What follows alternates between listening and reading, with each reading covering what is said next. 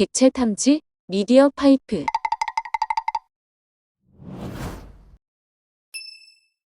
여러분, 이번 시간에도 재미있는 AI를 배워볼까요? 지난 시간에는 AI 속의 컴퓨터 비전, 그 안에 객체 분류, 객체 탐지, 그리고 객체 분할에 대해 배웠어요. 오늘은 그 중에서도 객체 탐지에 대해 더 자세히 살펴볼까요? 객체 탐지는 앞서서 특정 사물을 찾아주는 기술이라고 했죠. 그렇다면 인공지능으로 객체 탐지를 어떻게 하는 걸까요? 저번 시간에 보았던 이 방을 다시 봐봅시다. 우리는 고양이만 알아보는 프로그램을 만들고 싶어요. 즉, 고양이만 객체인 인공지능을 만들고 싶다고 합시다. 이 친구는 살면서 고양이를 한 번도 보지 못했어요. 철수가 고양이가 있는 사진을 보고 고양이임을 알 수 있으려면 먼저 고양이에 대해 알려줘야겠죠? 이렇게 고양이 사진들을 보여주면서 말이에요. 그럼 철수가 고양이의 특징을 배우게 될 거예요. 그리고 다음에 다른 고양이 사진을 보면 고양이인 것을 알 수 있겠죠? 컴퓨터도 마찬가지예요. 고양이를 탐지하려면 그 전에 먼저 수많은 고양이 사진들을 보고 이것이 고양이임을 알아야 해요. 이렇게 특정 객체에 대한 데이터를 학습시키는 것을 머신러닝, 즉 기계학습이라고 해요. 머신러닝 모델은 이렇게 수많은 사진을 뒤져 패턴을 발견하거나 새로운 사진이 주어졌을 때 무엇일지 예측하는 알고리즘의 표현식이에요. 자, 고양이 사진만 학습시킨 모델은 이렇게 고양이와 강아지가 같이 있는 이미지에서 고양이만 객체로 인식하겠죠? 그럼 객체 탐지를 하는 모델에는 무엇이 있을까요? 대표적으로 욜로, SSD, CNN 등이 있어요. 하지만 모델을 만들기까지는 엄청난 데이터와 노력이 필요해요. 누구나 쉽게 만들 수 없죠. 그래서 인공지능 모델을 만들 수는 없지만 사용을 하고 싶은 사람들을 위해서 이렇게 모델을 만든 연구진들이 사전으로 훈련된 모델을 무료로 공개하기도 한답니다. 이렇게 무료로 공개되고 사용과 배포가 자유로운 소프트웨어를 오픈소스 소프트웨어라고 해요. 욜로, 텐서플로우, 페이스북의 디텍트론도 누구나 인공지능 모델을 사용할 수 있게 공개된 오픈소스 소프트웨어예요.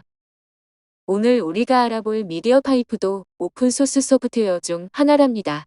구글에서 제공하는 인공지능 프레임워크예요. 구글에서 수많은 데이터로 학습을 마친 AI 모델로 제공되기 때문에 인공지능 모델링에 대해서 잘 알지 못해도 간편하게 사용이 가능해요. 미디어 파이프에서는 이렇게나 많은 모델들을 제공한답니다. 이 중에서 우리는 손을 탐지하는 모델을 사용해 보려고 해요. 먼저 사용 예시부터 봐볼까요? 자, 이렇게 손바닥에 점 하나가 있고 손가락 마디마디마다의 점들과 이 점들을 연결해주는 선이 있는 게 보이죠? 이 모델에서 손을 탐지하는 방법은 바로 점들을 통해서인데요. 각각의 점들을 랜드마크라고 해요. 각각의 랜드마크에는 정해진 라벨이 있어요. 이 사진에서 캣, 도그, 덕이라고 하는 것처럼요. 자, 그러면 손과 각 랜드마크를 탐지하는 건 끝났어요. 아까 미디어 파이프는 구글에서 제공하는 오픈소스 인공지능 프레임워크라고 했죠? 프레임워크는 고정된 부분은 재사용하고 특정 부분은 사용자가 수정하여 원하는 용도에 맞게 구현할 수 있게 하는 구조예요. 미디어 파이프에서 제공하는 손인식 모델을 통해 손의 랜드마크를 인식했죠? 그렇다면 손 동작을 인식하는 모델을 만들려면 어떻게 해야 할까요? 먼저 내가 객체로 설정하고 싶은 손 동작을 정의하겠죠. 그 다음에 그 손동작들과 관련된 데이터셋으로 학습을 시켜요. 컴퓨터는 어떻게 손의 랜드마크를 보고 어떤 손 모양인지 알아내는 걸까요? 바로 각 랜드마크가 프레임에서 어디에 있는지 그 위치를 통해 손 모양을 알아낸답니다. 그러면 이 이미지에서 이 점의 위치는 어떻게 표현할 수 있을까요? 여기 있는 수직선의 이 점은 어디에 있죠? 맞아요. 3의 위치에 있죠? 그럼 이렇게 수직선이 두 개 있을 때 이 점의 위치는 어떻게 나타날까요? 맞아요. 이렇게 3,2라고 묶어서 나타내요. 그리고 이것을 좌표라고 해요. 컴퓨터에게 고양이를 알려주려면 이렇게 수많은 고양이가 있는 고양이 사진을 보여줬죠.